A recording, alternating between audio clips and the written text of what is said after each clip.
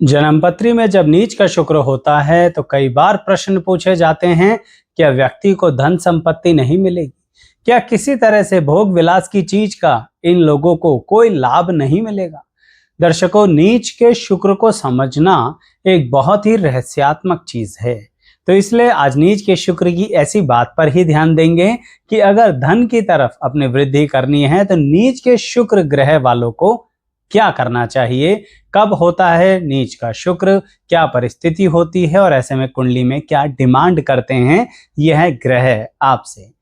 ऐसे ही उच्च नीच के ग्रहों की अनेकों वीडियो आपको हमारे चैनल पर मिलेगी जो जीवन के अलग अलग परिस्थितियों में अलग अलग तरह से मार्गदर्शन करती है। सभी का लिंक डिस्क्रिप्शन बॉक्स में दिया जाएगा और चैनल सब्सक्राइब जरूर कर लीजिए, उसके जरिए चैनल पर विजिट कीजिए और भी अनेकों जानकारी आपको चैनल पर मिलेगा। अभी इस वीडियो की शुरुआत करते हैं।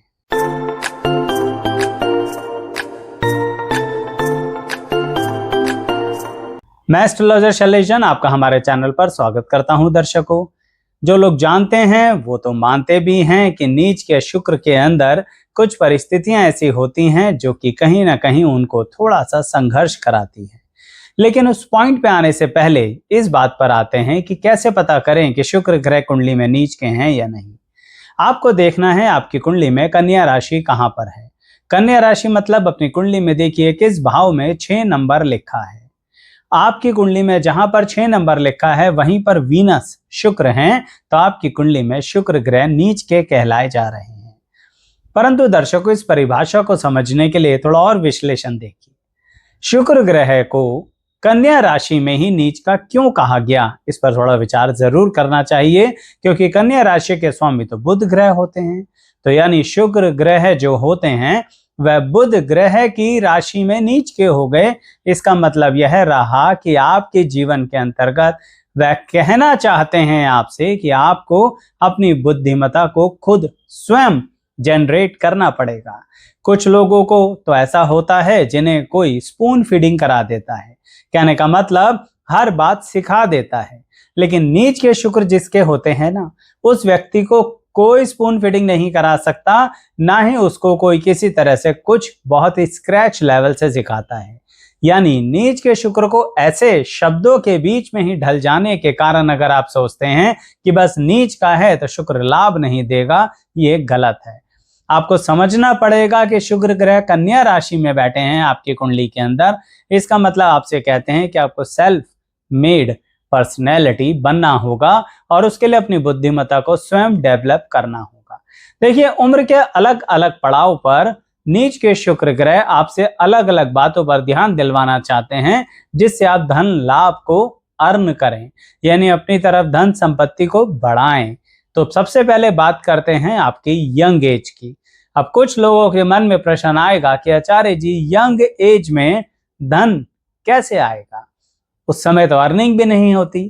दर्शकों, जो भी लाभ है उसको भी मैं इसी श्रेणी में रख रहा हूं कि नीच के शुक्र वालों को अगर लाभ कमाना है तो क्या ध्यान रखें। तो मैं कह रहा था कि आपके बचपन और यंग एज को इकट्ठी मिला के बात करें तो नीच के शुक्र वालों को सबसे ज्यादा ध्यान देना है कि इस उम्र में उन्हें कोई ना कोई टैलेंट, कोई स्किल सीख लेनी चाहिए।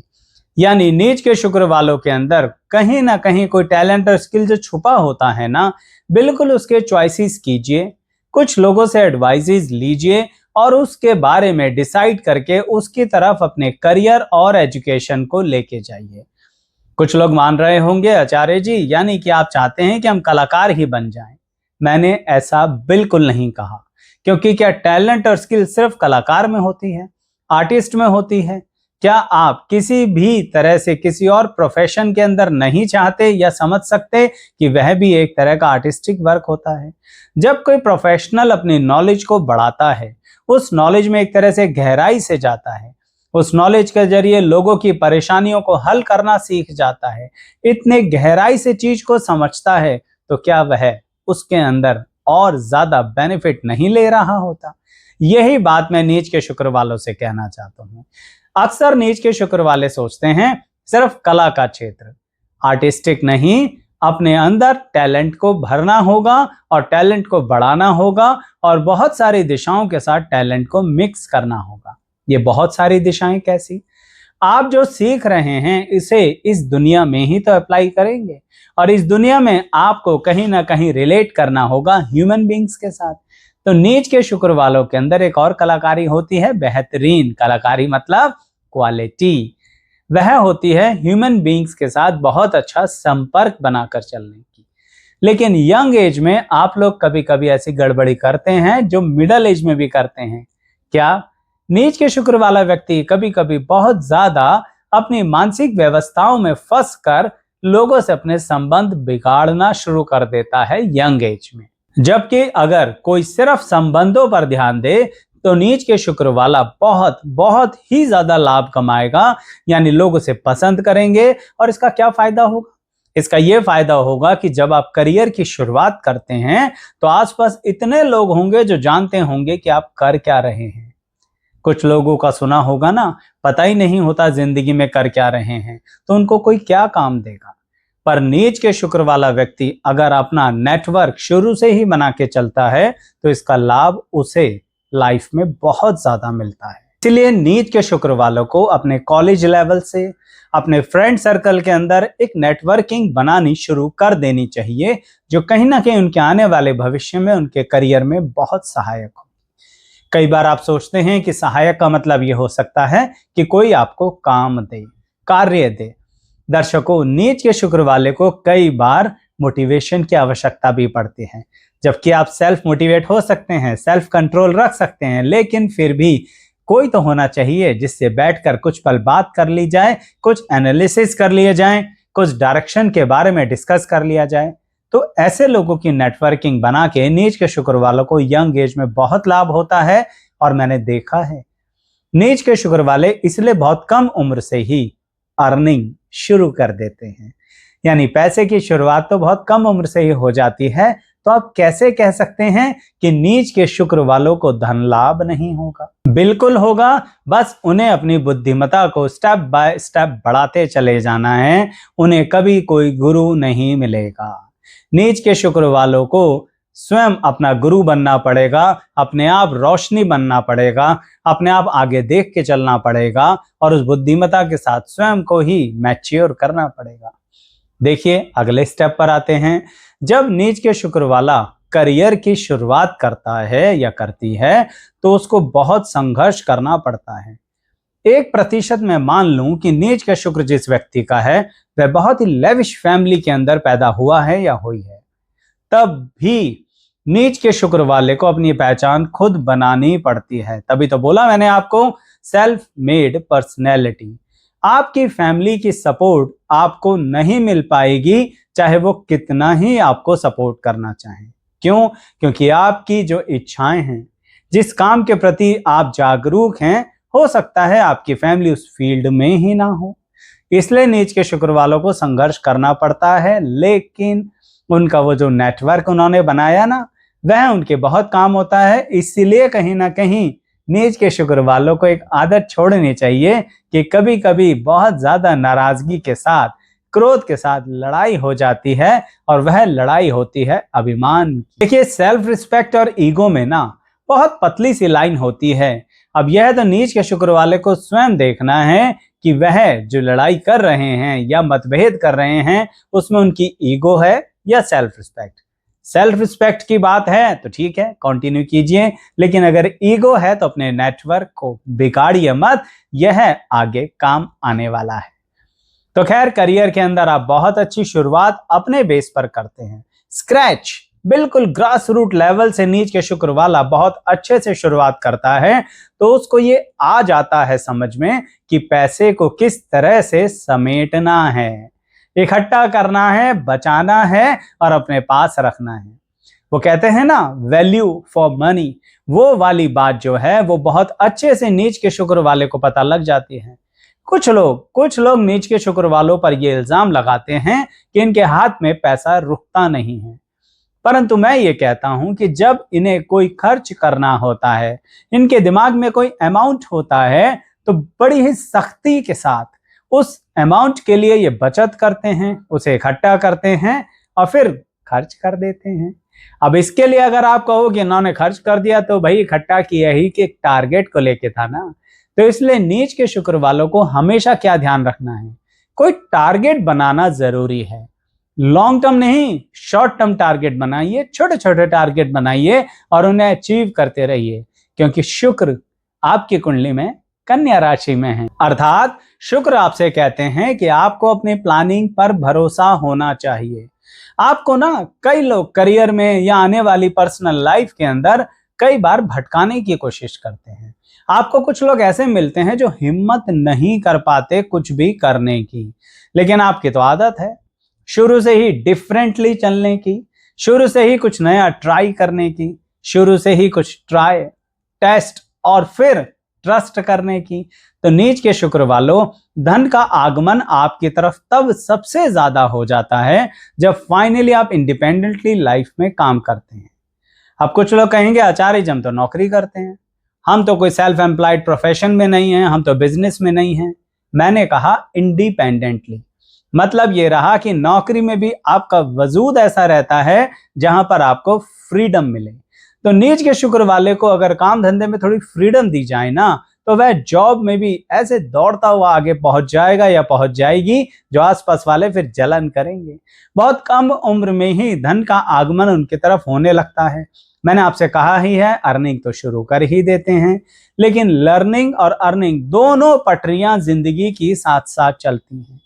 नीच के शुक्र वाले व्यक्ति को एक बात का ध्यान रखना चाहिए, बहुत स्पष्ट कहने जा रहा हूं कि इस बात को भूलना नहीं है। आप लोगों ने आपने सुना होगा ना कि किसी भी ज्ञानी व्यक्ति पर घमंड सूट नहीं करता, एक तरीके से उसके लिए बहुत हानिकारक होता है। नीच के शुक्र वालों के लिए भी यही बात कहूंगा।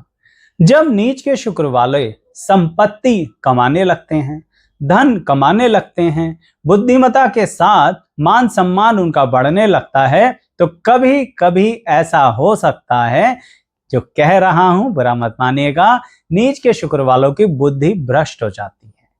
बस इसी बात का खास तौर पे ध्यान रखिए। आपको किसी भी तरह का कोई घमंड नहीं करना है। आपको होल लाइफ एक स्टूडेंट, एक विद्यार्थी की तरह रहना है कि हम तो सीख रहे हैं, सीखते रहेंगे और कमाते रहेंगे। जिस पल आपने घमंड किया उसी पल आपकी बुद्धि भ्रष्ट हो जाएगी। जिस पल आपने ये ढोंगडोरा पीटना शुरू कर दिया, अरे देखो हमने क्या क्या अचीव किया है, अरे देखो हमने तो कमाल कर दिया, अरे देखो हमारी जिंदगी में हम तो बहुत ऊंचाइयों पर पहुंच गए हैं।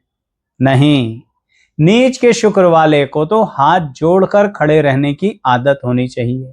मैं झुकने को नहीं कह रहा, मैं बिल्कुल वही बात कह रहा हूं जो आप शुरुआत से करते आ रहे हैं, नेटवर्किंग। सामाजिक प्रतिष्ठा पर सबसे ज्यादा ध्यान दीजिए, क्योंकि लोग नीच के शुक्र वाले को पहले ही गलत समझ रहे होते हैं और लोग ताक लगा के बैठे होते हैं। लोग आपसे बहुत ज्यादा जेलस करते हैं, तो आपकी जरा सी गलती एक समझ लीजिए चिंगारी का काम करती है, जो आपके मान सम्मान को पूरी तरह से नष्ट कर सकती है। इसलिए ज्यादा लोगों के भड़काने में मत आया करो। और कभी कभी नीच के शुक्र वालों के साथ ऐसा होता है, जैसे मैंने यंग एज के लिए कहा ना, थोड़ा सा कभी कभी मतभेद हो जाता है। ऐसा ही मिडिल एज में बिल्कुल चलती चलाती गाड़ी, बढ़िया चल रही है ट्रेन, और समझो पटरियां ही गायब हो जाएं। यानी आपका जिसके साथ बड़ी अच्छी कंपैटिबिलिटी चल रही है काम धंधे में, आप और आपका साथी मिलके बहुत ज्यादा फेमस हो रहे हैं, यानी लोगों को लग रहा है कि आप दोनों तो एक परफेक्ट जोड़ी हैं, जिसके साथ भी आप काम कर रहे हैं या जिस फील्ड में भी आप काम कर रहे हैं। कभी कभी ऐसा हो सकता है कि नीच के शुक्र वालों की कोई जोड़ी, कोई ग्रुप, कोई एसोसिएशन मिडिल एज में जाके एकदम से किसी कारणवश टूट जाए। पता मत लगने देना, दुनिया को पता मत लगने देना नीच के शुक्र वालों कि वह क्या कारण था। दुनिया को कभी नहीं पता लगना चाहिए कि गलती किसकी थी। इसी डाउट में ही दुनिया को रहने दो। इससे क्या फायदा होगा? ना तो आपके काम पर दुष्प्रभाव पड़ेगा और ना ही आपके साथी के काम पर दुष्प्रभाव पड़ेगा। यानी जो हुआ उसे कहीं ना कहीं वहीं दबा दीजिए। दोनों इस बात को बड़ी मैच्योरिटी के साथ लेके चलना। दोनों मतलब मैं जीवन साथी की बात नहीं कर रहा, नीच का शुक्र वाला जिसके साथ कभी मिलके काम कर रहा होता है, मैं उसके लिए कह रहा हूं। यानी कहीं ना कहीं नीच के शुक्र वालों को एक चीज की तैयारी हमेशा रहनी चाहिए कि वह जिस मैदान में खड़े हैं वहां पर खड़े होके एग्जिट डोर की तरफ हमेशा देखते रहें। यानी जिंदगी कभी भी किसी भी परिस्थिति में आपको उस एग्जिट डोर की तरफ आकर्षित कर देगी और आपके बहुत अच्छे रिश्ते टूट सकते हैं। लेकिन बार बार कह रहा हूं, झगड़ों को पब्लिक में आने मत देना, एक सीक्रेसी मेंटेन करके रखना, तो आपका मान सम्मान बना रहेगा। और अब इसके बाद की बात, आप सोच रहे होंगे आचार्य जी, हमारा इतना बढ़िया चलता चलाता काम अगर मिडिल एज में गड़बड़ा गया तो जिंदगी कैसे जाएगी? अरे आपका नीच का शुक्र है, सेल्फ मेड पर्सनैलिटी हो, किसी पर डिपेंड थोड़ी ना करते हो। यही नीच का शुक्र फिर से एक नई शुरुआत के साथ कोई नया व्यक्ति आपसे जुड़वा देगा, क्योंकि आपकी हैबिट क्या है? शुक्र ग्रह की कन्या राशि में नीच के होकर जो हैबिट है वह क्या है? नेटवर्किंग की, सामाजिक प्रतिष्ठा की, सामाजिक मान सम्मान की, लोगों के बीच में मिलकर बैठकर आगे बढ़ने की। तो इसलिए दुनिया की तरफ देखना छोड़ दो, लोगों के कारण किसी भी तरह से ज्यादा उग्र मत हिया करो। आप कहोगे शुक्र कब से उग्र होने लगा? अरे शुक्र जब उग्र होता है ना तो लोग बिलीव नहीं कर पाते कि क्या क्या कर सकते हैं आप। लेकिन फिर भी यही कहूंगा, शांत रहिए, कहीं ना कहीं अपनी नॉलेज पर ध्यान दीजिए और बहुत अच्छे से अपनी लाइफ में धन आपको मिल सकता है। लेकिन जो मैंने बातें कही है ना, उसका ध्यान रखिएगा। मैंने वीडियो में उम्र के हिसाब से बताया है अलग अलग लेवल पर क्या ध्यान रखना है जिससे धन आपकी तरफ और बढ़ेगा। तो यह है भ्रम जाल तो खत्म कर दीजिए कि नीच के शुक्र वालों को धन मिलता नहीं है, बल्कि मैं तो यही कहूंगा आपको धन मिलता है, बस उसे समेट के रखने का तरीका सीखना है और आगे बढ़ोतरी की तरफ बढ़ते चले जाना है। क्योंकि रिश्ते बहुत बड़ी चीज होती है जिसका नीच का शुक्र होता है। सीक्रेसी बहुत बड़ी चीज होती है जिसका नीच का शुक्र होता है। जहां ढोल बजाया वहां शोर मचा और नीच के शुक्र ने अपनी क्वालिटी खो दी, वहां पर फिर दिक्कत होगी। अगर आपको मेरी बात समझ में आई है तो कमेंट जरूर करना कि कब ऐसी गलतियां हुई और कब आपने उन बातों को फिर संभाल लिया। कमेंट जरूर कीजिएगा, चैनल सब्सक्राइब कर लीजिए, वीडियो पसंद आई तो लाइक कीजिएगा। अंत तक बने रहने के लिए सभी का बहुत बहुत धन्यवाद।